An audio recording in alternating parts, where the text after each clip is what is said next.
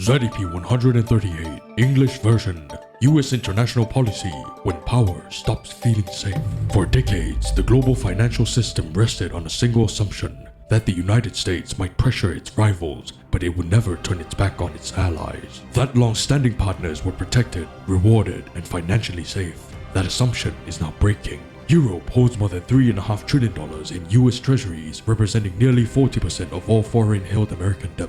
And for the first time, European institutions are no longer asking how much US debt yields. They are asking whether holding it has become a risk. When Washington begins applying pressure to longtime allies using tariffs, threats, and leverage against those who once financed its systems, capital does not negotiate. It repositions. Once Europe begins reassessing its exposure to US Treasuries, other countries do not need ideology to follow. They only need precedent. This is how the dollar system starts to fracture, not through rebellion, but when allies quietly stop believing they are safe. Act 1. The signal. For decades, American power followed a familiar pattern. Pressure was applied outward, usually toward rivals, while allies were kept inside a protected circle. That separation mattered because it allowed global finance to treat US assets as politically insulted, even when Washington acted aggressively abroad. That separation is now eroding. After Venezuela, and now with the confrontation surrounding Greenland, a shift has become impossible to ignore. What sounded like rhetoric is now being operationalized. The logic of Monroe Doctrine, revived and personalized, is no longer a historical reference. Under its latest incarnation, often dismissed as theater, it has stopped being a joke. It's being enforced. Greenland is not symbolic.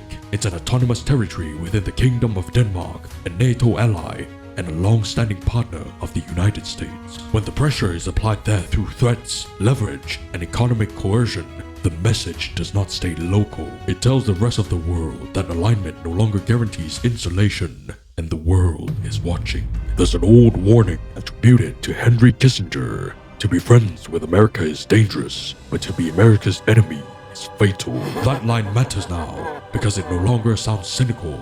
It sounds descriptive. This context matters because the financial signal did not come next year. It did not come after election. It came this month. A conservative Danish pension fund announced it would exit US Treasuries entirely by the end of the month. Not reduce exposure, not hedge, exit. The justification was explicit. US government finances were described as unsustainable, as political risk, as incompatible with long-term capital preservation. This was not framed as a tactical adjustment. It was framed as a loss of confidence. On its own, a single institution in Denmark does not move global markets. But markets do not move on size alone. They move on meaning. When a conservative European institution responds immediately, not gradually, it signals that this is not noise. It's reassessment triggered by behavior. What is being questioned is not America's strength. It's America's reliability towards allies, and therefore towards the capital that allies provide. And once reliability is questioned, the system begins to listen. Act 2. The mechanism. Markets do not respond to statements, they respond to incentives. Once the assumption of insulation begins to weaken, capital does not wait for confirmation. It begins recalculating exposure, duration, and alternatives quietly and methodically. That process is already underway, and it's being accelerated by forces far larger than Denmark. The most important of those forces is Japan. For years, Japan serves as one of the primary shock absorbers for the global bond markets. Ultra-low yields at home pushed Japanese institutions outwards into foreign debt, particularly US Treasuries. This was not ideological alignment, it was arithmetic. When domestic yields offered nothing, foreign bonds offered everything. That equation is now changing. Long-dated Japanese government bond yields have surged to levels not seen in decades. This is not a temporary fluctuation. It reflects rising inflation expectations, fiscal strain, and a structural reassessment of Japanese-owned debt market. As yields rise at home, the incentive to hold foreign duration collapses. Japanese investors are among the largest holders of US Treasuries. They do not need a political reason to reduce exposure. They only need a better alternative. When capital can earn comparable returns domestically without currency risk, geopolitical exposure, or duration uncertainty, repatriation becomes rational, not emotional, not reactive, rational. This is where the mechanism tightens. Foreign selling does not need to be aggressive to matter. It only needs to be persistent. Even modest reductions sustained over time push yields higher.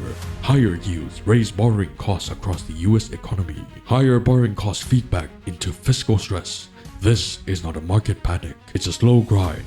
At the same time, political risk is no longer confined to headlines. It's being priced into long-term assumptions about alliance's ability. When allies begin to feel exposed, they shorten duration, they diversify reserves, they reduce dependence. This is how reserve systems weaken, not because alternatives are perfect, but because concentration becomes uncomfortable. The US dollar benefited for decades from being the default asset. It was held not because it was loved, but because it was trusted.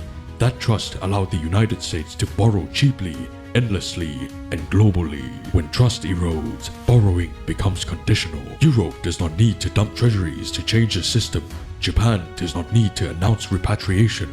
China does not need to declare de-dollarization. All that is required is a shared reassessment of risk. That reassessment is now visible across bond markets, currencies, and capital flows. Not synchronized, not coordinated, but aligned by logic. The system is not breaking, it's repricing. And repricing is far more dangerous than collapse because it unfolds quietly while institution insists that nothing fundamentals has changed. Act 3. The consequence. Once foreign demand for US Treasuries weakens, even slightly, the consequences are no longer abstract. They become mechanical, unavoidable, and cumulative. The first institution trapped by this shift is the Federal Reserve. For years, the Federal Reserve operated under the assumption that global demand would absorb US debt issuance regardless of domestic conditions.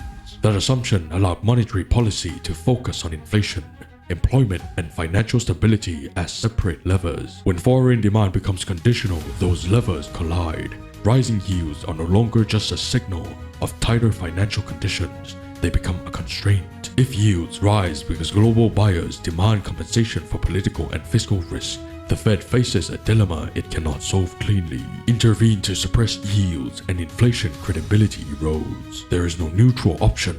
This matters because the United States is entering a period of unprecedented debt rollover. Trillions of dollars in existing obligations must be refinanced in an environment where interest rates are already elevated. Each percentage point increase in yields compounds into hundreds of billions of dollars in additional interest expense over time. This is not a market scar, it's arithmetic. As interest costs rise, fiscal flexibility contracts. Higher deficits require higher issuance. Higher issuance requires stronger demand. When demand weakens, the system compensates through price. Price, in this case, means yield. This is where Treasury auctions becomes critical. They are no longer routine funding operations. They become real-time stress tests of global confidence. When auctions clear easily, the system remains invisible. When they struggle, primary dealers absorb excess supply. Balance sheets stretch. Liquidity thins. Risk migrates from public markets into institutional plumbing. None of this requires panic. It requires persistence. Europe understands this, which is why its response remains quiet. European institutions cannot afford a sudden break with US assets. Their economies are fragile. Their financial systems are exposed. But they also cannot ignore risk. Denmark's move does not represent Europe acting as a bloc. It represents Europe acknowledging exposure. Other institutions do not need to copy the action. They only need to shorten duration, diversify marginal flows, and stop treating US debt as reflexively safe. That behavior does not announce itself. It accumulates. The same logic applies beyond Europe. In regions affected by sanctions pressure, trade leverage, and policy unpredictably, reserve managers draw quiet conclusions. They do not need alternatives to be perfect. They only need concentration to feel unsafe. This is how the dollar weakens without collapsing. No treaty is broken. No reserve currency is overthrown. Capital simply stops behaving automatically. When automatic demand disappears, power changes form. The United States does not lose influence because others rise faster. It loses influence because financing becomes conditional. That condition feeds back into domestic politics, fiscal debates, and policy credibility. Markets tighten. Equities reprice. Pension funds adjust across asset classes. The cause of uncertainty is redistributed inward. This is not a sudden event, it's a slow convergence. Slow convergences are the hardest to reserve because they unfold while institutions insist that nothing fundamental has changed. The system does not collapse, it recalibrates.